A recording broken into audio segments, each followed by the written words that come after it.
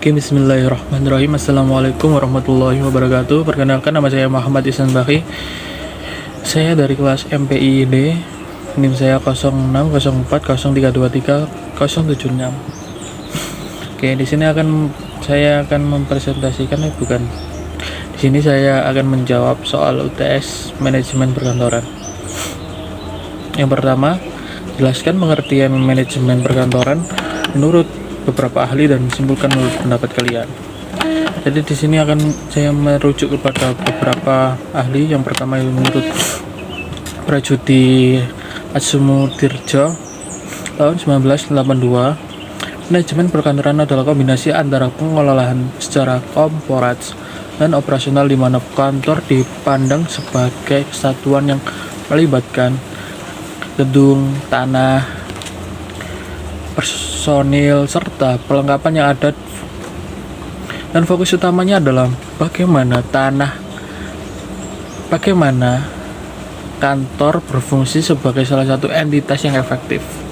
Sedangkan menurut Geoffrey Mills 1989, manajemen perkantoran didefinisikan sebagai seni memadu personel dalam memanfaatkan fasilitas yang ada secara efektif sesuai dengan kondisi lingkungan yang ada untuk mencapai sebuah tujuan yang ditetapkan. Artinya, manajemen perkantoran bukannya hanya soal mengatur fisik dan fasilitas kantor, tapi juga memastikan bahwa sumber daya manusia bekerja dengan efisien dan untuk tujuan yang jelas. Jadi, menurut saya, manajemen perkantoran adalah proses pengelolaan kantor yang melibatkan pemanfaatan sumber daya personil, fasilitas, dan lingkungan secara optimal, dan tujuannya adalah untuk mencapai efisien dan dalam pekerjaan kantor, serta memastikan bahwa elemen kantor berfungsi sebagai salah satu kesatuan yang terorganisir. Yang kedua adalah jelaskan peran pokok tata usaha. Di sini peran pokok tata usaha dalam mendukung kelancaran operasional organisasi melalui pengelolaan administrasi. Ini mencakup pengarsipan, pengelolaan data, penyusunan laporan, serta koordinasi kegiatan kantor agar informasi dan dokumentasi dapat diakses dengan mudah dan akurat. Tata usaha berperan sangat penting memastikan bahwa semua proses administrasi berjalan efisien sehingga memfasilitasi kinerja seluruh bagian organisasi. Oke, lanjut soal nomor 3. Dilihat dari jenjang manajemen perencanaan dibagi menjadi 3 jenjang perencanaan. Jelaskan 3 jenjang perencanaan tersebut. Oke, kita akan menjawab tentang soal itu. Perencanaan dalam manajemen dibagi 3, yaitu perencanaan strategis, perencanaan taktis, dan perencanaan operasional. Perencanaan strategis dilakukan oleh manajemen puncak atau pimpinan. Perencanaan strategis berfungsi pada tujuan jangka panjang dan visi organisasi, mencakup pengambilan keputusan yang menyangkut arah yang besar dan kebijakan organisasi untuk mencapai keunggulan yang kompetitif. Yang kedua, perencanaan taktis dilaksanakan oleh manajemen menengah. Perencanaan taktis berfungsi sebagai penerjemah strategi ke dalam rencana jangka menengah. Tujuannya adalah mengkoordinasikan dan mengarahkan sumber daya pada masing-masing divisi atau departemen yang sejalan dengan strategi utama. Yang ketiga adalah perencanaan operasional ditangan oleh manajemen lini atau manajemen tingkat bawah. Perencanaan operasional adalah rencana jangka pendek yang berfokus pada aktivitas harian. Ini memastikan bahwa tugas-tugas rutin berjalan lancar dan sesuai dengan tujuan dan taktis strategi yang telah ditetapkan. Setiap jenjang perencanaan ini saling terkait, berperan penting dalam mencapai tujuan keseluruhan organisasi. Oke, next soal nomor 4. Suatu organisasi memiliki syarat-syarat tertentu agar dapat diakui sebagai organisasi. Sebutkan syarat-syarat tersebut. Oke, di sini akan saya jawab dengan menyebutkan syarat-syarat dalam yang harus dipenuhi agar dapat diakui sebagai organisasi. Yang pertama, memiliki tujuan yang bersama. Organisasi harus memiliki tujuan yang jelas, disepakati oleh anggotanya sebagai arah yang ingin dicapai. Yang kedua, struktur atau pembagian tugas. Harus ada struktur yang menentukan peran dan tanggung jawab setiap anggota untuk memastikan tugas-tugas itu terlaksana dengan baik. Yang ketiga, kerjasama. Di sini kerjasama anggota itu sangat penting dalam sebuah organisasi. Dengan cara melaksanakan tugas-tugas bersama untuk mencapai sebuah tujuan dalam organisasi tersebut. Yang keempat, berkelanjutan. Organisasi harus memiliki sistem yang memungkinkan untuk berkelangsungan kegiatan meskipun ada perubahan anggota atau regenerasi. Yang keempat, legalitas atau pengakuan hukum. Untuk diakui secara formal, organisasi perlu memiliki status hukum yang jelas sesuai dengan peraturan yang berlaku seperti SK atau surat yang lain-lain. Syarat-syarat ini membantu memastikan bahwa organisasi dapat berfungsi secara efektif dan mencapai tujuan dalam organisasi tersebut. Next, soal nomor 5. Di sini pertanyaannya berdasarkan lalu lintas kekuasaan. Salah satu bentuk organisasi adalah bentuk fungsional. Jelaskan ciri-ciri, kelemahan dan kelebihan bentuk fungsional. Di sini saya akan menjawab pertanyaan dari soal tersebut. Sebelumnya, organisasi fungsional itu apa? Di sini organisasi fungsional itu adalah struktur organisasi di mana setiap bagian atau individu bertanggung jawab atas fungsi tentunya. Misalnya keuangan, pemasaran, produksi, atau yang lain-lain. Dan setiap karyawan melaporkan kepada beberapa atasan yang mengawasi fungsi berbeda. Nah, di sini ciri-ciri organisasi fungsional adalah spesialisasi. Setiap unit departemen berfokus pada tugas spesifik sesuai fungsinya. Yang kedua, banyak jalur komando. Karyawan memiliki lebih dari satu atasan atau mengawasi fungsi-fungsinya berbeda. Yang ketiga, pemisahan yang jelas. Terdapat pembagian tugas dan tanggung jawab yang jelas setiap fungsi. Lanjut dalam kelebihan organisasi fungsional. Yang pertama adalah efisiensi tinggi. Spesialis memiliki efisiensi dalam produktivitas yang sangat tinggi.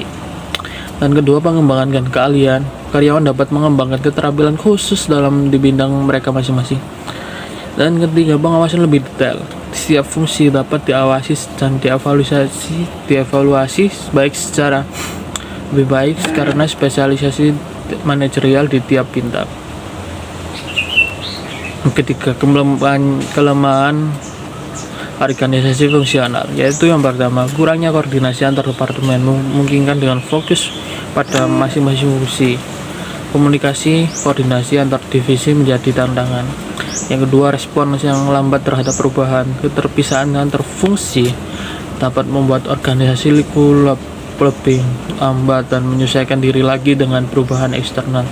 Dan tumpang tindih kewenangan, memiliki banyak atasan yang dapat menyebabkan kebingungan konflik di kalangan karyawan mengenai prioritas pekerjaan. Struktur fungsional ini cocok untuk organisasi yang stabil dan berfokus pada efisiensi.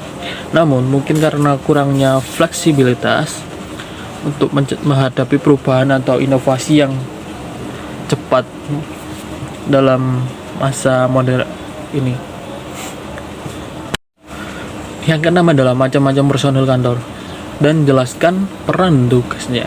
Di sini akan saya menjawab soal tersebut. Berikut adalah beberapa jenis-jenis personil kantor dan peran tugasnya. Yang pertama adalah manajer kantor atau pimpinan. Mengawasi operasional kantor, merencanakan dan mengatur tugas-tugas administratif. Pastikan kebijakan dijalankan serta mengkoordinasi antar departemen agar tujuan kantor tercapai. Yang kedua, sekretaris. Memiliki fungsi bertugas untuk membantu manajer atau pimpinan dalam menyusun jadwal, menyiapkan dokumen, serta menerima telepon atau mengelola surat-surat dan menjaga arsip penting untuk mendukung kelancaran aktivitas kantor. Yang ketiga, staf administrasi. Mengelola administrasi rutin seperti percatatan, pengarsipan pemrosesan data, pembuatan laporan. Mereka mendukung kegiatan operasional sehari-hari dan memastikan semuanya dokumen tercatat dengan baik. Yang keempat adalah resepsionis, bertugas untuk sebagai kontak pertama bagi tamu atau klien yang datang ke kantor, memberikan informasi dan mengarahkan mereka ke bagian yang sesuai. Resepsionis juga menangani panggilan masuk dan membantu menjaga citra profesional kantor. Yang keempat, bendahara atau staf keuangan bertanggung jawab atas pencatatan pengelolaan keuangan kantor, termasuk pengeluaran, penerimaan, dan pembuatan laporan keuangan secara rutin. Mereka memastikan anggaran digunakan secara efektif dan sesuai dengan prosedur. Yang keenam, petugas IT menyediakan dukungan teknis sebagai sistem perangkat kantor, mengelola jaringan komputer, melihara perangkat keras, lunak, dan menjaga keamanan data. Peran mereka sangat sangat penting untuk kelancaran operasional kantor berbasis teknologi. Yang ketujuh, kurir atau office boy atau girl, seperti karyawan pendukung untuk kebersihan. Bertanggung jawab atas pengiriman dokumen, membantu kebersihan dan kerapian kantor, serta mendukung kebutuhan sehari-hari karyawan seperti menyiapkan minuman dan membantu untuk mengatur ruangan. Staf personil ini memiliki peran yang khusus dan yang saling melengkapi dalam organisasi, yang bertujuan untuk menjaga efektivitas, efisien, dan produktivitas kantor secara keseluruhan. Mohon maaf untuk dosen pengampu Ibu Anis. Mohon maaf karena saya agak terlambat mengirimkan tugas ini, dan terima kasih atas perhatiannya dan thank you atas view-nya. Semoga ilmu yang saya ucapkan bermanfaat bagi semuanya dan bagi kehidupan dan bagi alam. Semoga apa yang kita lakukan hari ini menjadi yang terbaik untuk mencapai sebuah visi misi kehidupan masing-masing. Tak selamanya kehidupan itu indah, tapi setiap proses yang kita lewati sekarang ini itu menuju sebuah tujuan yang sangat indah pada nanti, pada saatnya kita bersama selamanya. Dan tak selamanya kita akan hidup. Semua orang pasti akan mati, dan tidak semua orang pasti memberikan arti pada kehidupan, pada orang lain, pada teman, pada saudara, dan pada alam semesta ini. Jadi jalani hari ini, syukuri, dan lakukan yang terbaik dan terbaik setiap harinya. Terima kasih. Akhirul kalam. Assalamualaikum warahmatullahi wabarakatuh.